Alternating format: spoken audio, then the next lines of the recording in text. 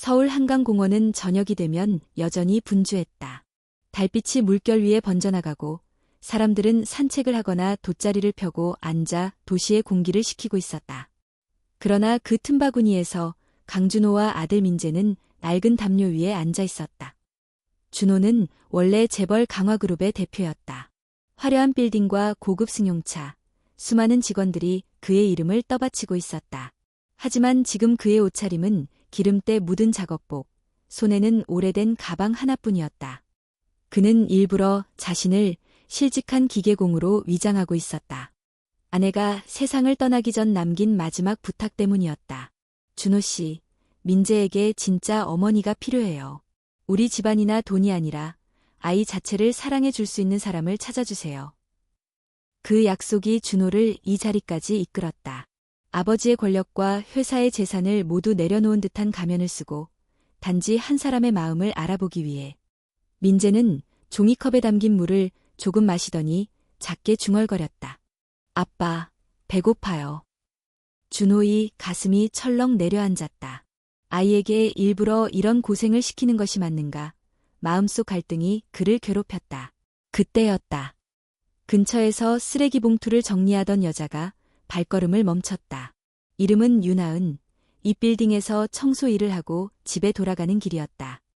그녀는 잠시 두 사람을 바라보다가 조심스럽게 다가왔다. 저, 혹시 식사하셨어요? 준호는 고개를 저었다. 민재의 눈빛이 굶주린 듯 흔들리고 있었다. 하은은 손에 들고 있던 작은 보자기를 풀었다. 김밥 2줄과 삶은 계란 하나, 그리고 편의점에서 산 초콜릿 막대. 그녀의 하루 저녁거리 전부였다. 이거라도 드세요. 아이가 너무 힘들어 보이네요. 준호는 놀라 눈을 크게 떴다. 세상 사람 대부분이 그들을 스쳐 지나가던 순간 이 낯선 여자는 주저하지 않고 손을 내밀었다. 그는 순간 말문이 막혔다. 민재가 김밥을 받아들고 먹기 시작하자 하은은 안도의 미소를 지었다. 저는 유나은이라고 해요. 근처 오피스 건물 청소 일을 해요. 늦게까지 일하다가 집에 가는 길인데 그냥 모른 척하고 갈 수가 없었어요. 준호는 작게 고개 숙여 감사 인사를 했다. 이름조차 숨기고 싶어 그는 자신을 단순히 남이라고 소개했다. 하은은 오래 머무르지 않았다. 다음 날도 새벽에 일어나 일을 가야 했기 때문이다. 그러나 그녀는 돌아서기 전 잠시 멈추더니 말했다. 오늘 밤은 많이 춥다고 들었어요. 혹시라도 이곳에서 주무시게 된다면. 그녀는 들고 있던 얇은 담요를 풀어 민재의 어깨에 덮어주었다. 아이만은 꼭 따뜻하게 해주세요. 그녀가 사라진 뒤 준호는 한동안 말없이 아이와 하늘을 올려다봤다. 도시의 불빛은 여전히 화려했지만 지금 그의 마음을 밝힌 것은 단 한 사람의 행동이었다. 그날 밤 준호는 거의 잠을 이루지 못했다. 그의 머릿속에는 단 한 장면만 맴돌았다. 아무런 대가도 바라지 않고 가진 것을 내어주던 한 여자의 눈빛. 다음 날 그는 하은을 다시 찾아보기로 결심했다. 단순히 감사 인사를 하기 위해서만은 아니었다. 자신이 찾고자 했던 진짜 사람, 진짜 어머니의 모습이 어쩌면 그 안에 있을지도 모른다는 설명하기 어려운 직감 때문이었다. 유나은을 다시 찾는 일은 생각보다 쉬웠다. 강준호는 그녀가 말했던 오피스 빌딩 주변에서 하루 종일 머물렀다. 낮에는 민재를 도서관에 맡기고 자신은 그 건물 주변에서 가벼운 청소 일자리를 구해 출입할 수 있는 기회를 만들었다. 일부러 그녀가 근무하는 층을 청소 지원하겠다고 자원하면서 그는 조심스럽게 다시 그녀에게 다가갔다. 남씨, 여기서 일하시게 됐네요. 유나은은 그를 보며 놀라기도 했지만 곧 웃으며 말했다. 세상 참 좁네요. 아이는 괜찮아요? 네, 덕분에요. 그날 주신 음식과 담요 덕분에 무사히 밤을 보낼 수 있었어요. 하은은 대꾸 없이 고개를 끄덕였다. 그녀는 여전히 조심스럽고 차분했다. 세상에 기대는 것 없이 자기 몫의 하루를 묵묵히 살아가는 사람이었다. 며칠이 지나고 두 사람은 일 끝난 후 종종 함께 커피를 마시게 되었다. 하은이 늘 마시던 것은 자판기에서 나오는 500원짜리 믹스커피였다. 준호도 똑같은 것을 마셨다. 대화는 길지 않았지만 편안했다. 하루는 하은이 먼저 물었다. 아이 엄마는 어떻게 되셨어요? 준호는 한동안 대답하지 못하다가 조심스럽게 입을 열었다. 교통사고였어요. 3년 전 겨울 아이가 4살 때였죠. 그 말에 하은은 잠시 커피잔을 내려놓고 고개를 숙였다. 죄송해요. 그걸 여쭤봐도 될 질문이 아니었는데. 괜찮아요. 언젠가는 누군가에게 말해야 했을 이야기였어요. 그날 이후 하은은 민재와 더 가까워졌다. 가끔은 퇴근 후 아이를 데리고 놀이터에 가서 함께 놀아주기도 했다. 민재는 하은 곁에서 편안하게 웃었다. 웃음소리가 예전보다 자주 또 크게 들리기 시작했다. 어느 날 하은이 민재를 데리고 도서관에서 나오는 모습을 본 준호는 마음 한편이 아릿했다. 어쩌면 이 사람이 그 약속을 지켜줄 사람일지도 몰라. 그날 밤 세 사람은 함께 삼겹살을 구워 먹었다. 값싼 고기였지만 민재는 고기가 익는 냄새만으로도 신이 났다. 하은이 아이에게 상추를 싸주며 말했다. 이렇게 먹으면 더 맛있어. 민재는 신나게 먹으면서 말했다. 엄마도 이렇게 싸줬었어요. 하은 이모도 엄마 같아요. 그 순간 시간이 멈춘 것 같았다.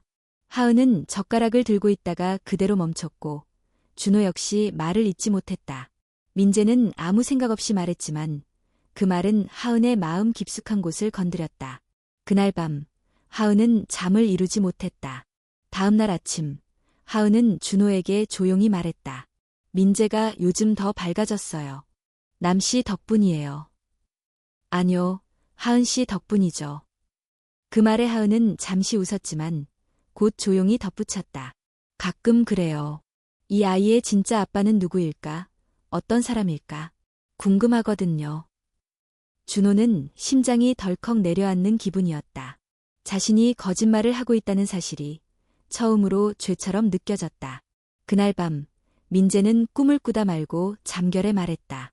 아빠, 우리 내일 회사 가요? 사무실에 있는 아빠 보고 싶어. 그 말에 하은은 눈을 동그랗게 떴다. 회사. 무슨 말이에요? 준호는 당황했지만 더 이상 감출 수 없다는 것을 느꼈다. 하은은 그를 똑바로 바라보았다. 설마 당신이 말한 대로 그냥 공장에서 일하는 분이 아니라는 뜻인가요? 준호는 대답 대신 고개를 떨구었다. 잠시 침묵이 흐르고 결국 그는 말했다. 미안합니다. 제 이름은 강준호입니다. 강화그룹 대표예요. 하은은 잠시 아무 말도 하지 않았다. 그저 조용히 자리에서 일어났다. 저 지금 농담하시는 거예요? 아니에요. 처음부터 말하려고 했어요. 그런데 당신을 알면 알수록 점점 더 말할 용기를 잃었어요. 하은은 깊게 숨을 들이쉬고 떨리는 목소리로 말했다. 그럼 지금까지의 모든 순간이 테스트였던 거예요? 아이와 함께한 시간도 우리가 나눈 대화도 다 거짓이었단 뜻이에요? 그렇지 않아요. 처음엔 맞아요. 하지만 지금은요? 당신 같은 사람이 사람 마음을 시험해도 된다고 생각해요? 그녀의 목소리는 떨렸고 눈가에는 눈물이 맺혔다. 그녀는 마지막으로 한마디를 남겼다. 사랑은 시험이 아니라 선택이에요. 그걸 모르셨군요. 그리고 조용히 문을 닫고 나갔다. 윤하은은 그날 이후로 강준호와 민재 앞에 나타나지 않았다. 그녀는 회사도 그만두고 연락처도 바꾸었다. 마치 세상에서 흔적을 지운 듯 사라져버렸다. 준호는 서울 곳곳을 찾아 헤맸지만 아무 소식도 들을 수 없었다. 그 사이 하은은 혼자가 되었다. 작은 고시원 방에서 몸을 웅크리고 매일같이 아르바이트를 전전하며 살아갔다. 며칠 뒤 몸이 이상하다는 것을 느꼈다. 병원에 찾아갔을 때 의사는 단호하게 말했다. 임신입니다. 초기 단계예요. 순간 하은은 눈물이 차올랐다. 기쁨과 두려움이 동시에 몰려왔다. 아이를 지켜야 한다는 마음과 이 세상에 홀로 남아 감당해야 한다는 현실이 무겁게 어깨를 짓눌렀다. 하지만 그녀는 결심했다. 설령 아무도 곁에 없어도 이 아이는 지켜내야 한다고. 그 무렵 강화그룹의 회장 강대식은 아들의 행동을 이미 파악하고 있었다. 그는 하은의 존재를 알아내자 곧장 사람들을 시켜 그녀의 이력을 조사했다. 그리고 신속히 언론을 움직였다. 뉴스 기사에는 재벌 2세 겨냥한 빈곤층 여성, 교묘한 접근이라는 자극적인 제목이 달렸다. 인터넷에는 강 대표의 여자, 돈을 노린 음모 같은 악성 댓글이 쏟아졌다. 어느 날 하은이 일하던 식당 주인이 전단지를 내밀며 말했다. 윤 씨, 우리 가게에서 일 못하겠어요. 손님들이 불편해하잖아. 하은은 할 말이 없었다. 결국 가게를 그만두고 또 다른 아르바이트를 구해야 했다. 그러나 어디를 가든지 소문은 따라붙었다. 고시원 방에서도 문제가 생겼다. 옆방 사람이 인터넷 기사를 보고 주인에게 항의한 것이다. 그런 여자랑 같은 건물에 있고 싶지 않아요. 결국 그녀는 방에서도 쫓겨났다. 비 오는 밤, 커다란 짐가방 하나를 끌며 서울거리를 헤매는 하은의 발걸음은 무겁기만 했다. 몇 달 후, 그녀는 부산의 낡은 주택가로 내려갔다. 몸은 점점 무거워졌고 홀로 아이를 지켜내야 한다는 사실은 날마다 그녀를 시험했다. 출산은 혹독했다.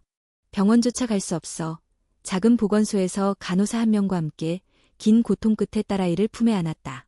안녕. 엄마가 지켜줄게. 그녀는 아이의 이름을 수아라고 지었다. 빛을 의미하는 이름이었다. 한편 서울에서 민재는 점점 아파갔다.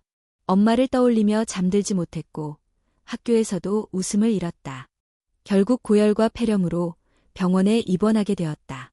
아이의 몸보다 마음이 더 문제입니다. 의사는 진지하게 말했다. 민재 군은 어떤 여성에 대한 집착이 심합니다. 아마 그분이 아이의 심리적 안정에 큰 역할을 했던 것 같군요. 준호는 모든 것을 깨달았다.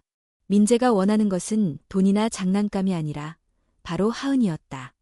그녀가 없이는 아이가 살아갈 힘을 얻지 못하는 것이다. 그는 절망 속에서 하은을 찾기 시작했다. 사설 탐정까지 고용했지만 하은의 흔적은 쉽게 드러나지 않았다. 그러던 어느 날 우연히 부산에서 찍힌 한 장의 사진이 그의 눈에 들어왔다. 좁은 골목, 낡은 보건소 앞에서 아기를 안고 있는 여인의 모습. 준호는 가슴이 쿵 내려앉았다. 그것은 분명 하은이었다. 그는 즉시 부산행 기차에 몸을 실었다. 강준호는 부산역에 도착하자마자 사진 속 장소를 수소문했다. 낡은 보건소 앞골목은 금세 찾을 수 있었지만 그녀는 그 자리에 없었다. 주변 약국과 작은 식당들을 돌아다니며 사진을 보여주던 중 한 노부인이 기억해냈다. 아, 저 아가씨. 한두 번 봤지. 저기 아래쪽 셋방에서 아이랑 살아. 준호는 숨을 죽이고 그 골목 끝방을 향해 걸었다. 허름한 주택가, 녹슨 대문 앞. 그는 조심스럽게 문을 두드렸다. 한참 후 문이 열렸다. 윤하은은 아이를 안고 있었다. 얼굴은 창백했고 눈은 부은 상태였다. 하지만 그녀는 여전히 품위 있게 곧게 서 있었다. 하은은 그를 보는 순간 숨이 멎는 듯했다. 왜 여기에?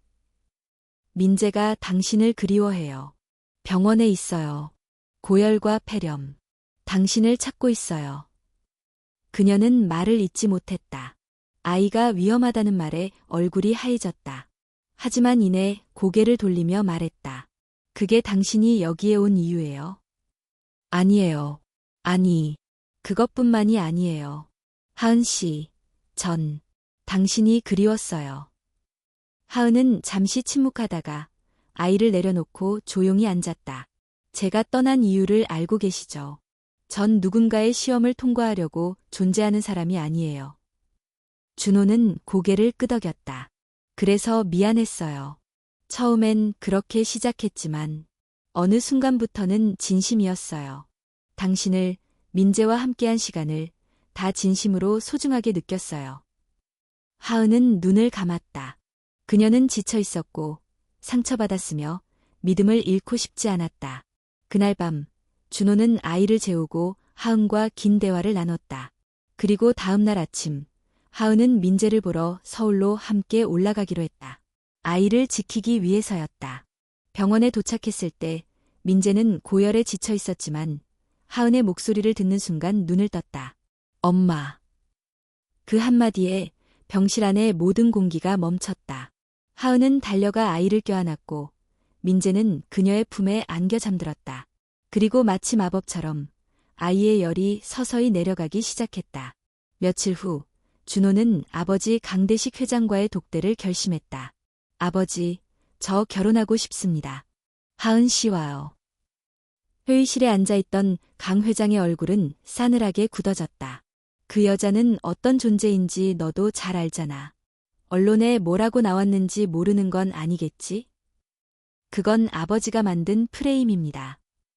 강대식은 책상을 치며 말했다. 강화그룹의 이름은 아무 여자에게 맡길 수 없어.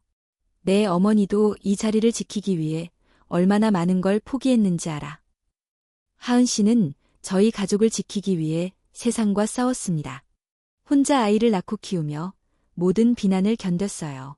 그런 사람을 제가 외면하면 전 아버지의 뜻을 따르면서도 인간으로선 실패한 겁니다. 강 회장은 분노를 억누르며 물었다. 그럼 회사는? 후계는? 내가 이 결혼을 한다면 넌 내 아들이 아니라 그냥 한 평범한 남자가 되는 거야. 준호는 잠시 멈췄다가 똑바로 아버지를 바라보며 말했다. 그게 아버지 뜻이라면 그렇게 하겠습니다. 그 말에 강대식은 할 말을 잃었다. 며칠 후 윤하은은 모 재단의 초청으로 공개 인터뷰에 참석했다. 그녀는 무대에 올라 조용히 말했다. 저는 아무것도 가진 것이 없었습니다. 하지만 아이 하나를 품에 안고 살아야 했기에 버틸 수 있었습니다. 저는 누구의 여자도 아니고 누구의 그림자도 아닙니다. 그저 제 아이의 엄마일 뿐입니다. 그 영상은 방송 후 순식간에 퍼져나갔다. 수많은 사람들이 하은의 용기와 진심에 감동했고 언론의 태도도 변하기 시작했다. 과거 그녀에 대해 부정적 기사를 썼던 몇몇 매체는 공식 사과를 올렸다. 그날 밤 준호는 다시 하은을 찾아가 정식으로 물었다. 이제 저도 강준호가 아니라 그냥 준호로 당신 옆에 있고 싶어요. 저와 다시 시작해 주시겠어요? 하은은 잠시 조용히 그를 바라보았다. 그리고 말없이 고개를 끄덕였다. 강준호와 윤하은의 결심은 조용히 퍼져나갔다. 누군가는 그들의 사랑을 응원했고 또 누군가는 여전히 하은을 향해 차가운 시선을 보냈다. 그러나 더는 아무도 그녀를 무시하거나 함부로 판단할 수 없었다. 그녀는 이미 증명해냈다. 누구보다 강한 사랑을, 어떤 시험도 이겨낸 진심을. 그날 준호는 강화그룹의 경영권을 잠시 내려놓겠다는 성명을 발표했다. 회사의 시스템은 이미 안정돼 있었고 그는 지금은 가족을 지킬 시간이 더 필요하다고 밝혔다. 이에 언론은 또 한 번 들썩였고 그의 결정에 대해 갑론을박이 이어졌지만 대중의 반응은 전과 달랐다. 많은 이들이 그의 용기에 박수를 보냈다. 하지만 한 사람은 여전히 침묵하고 있었다. 바로 강화그룹의 수장, 강대식이었다. 며칠 뒤 예상치 못한 일이 벌어졌다. 하은이 병원 검진을 마치고 돌아오던 길, 한 중년 여성이 그녀에게 다가왔다. 그녀는 강화그룹에서 오래 일했던 가사 도우미 출신, 이미 퇴직한 지 오래된 사람이라고 자신을 소개했다. 윤하은 씨, 나 기억 못하겠죠. 예전 당신 어머니와 함께 있던 사람이에요. 아주 오래전 이야기지만. 하은은 고개를 갸웃했지만 그 이름을 듣는 순간 심장이 쿵 내려앉았다. 어머니의 이름. 어머니를 아세요? 여인은 조심스럽게 주머니에서 오래된 사진 한 장을 꺼냈다.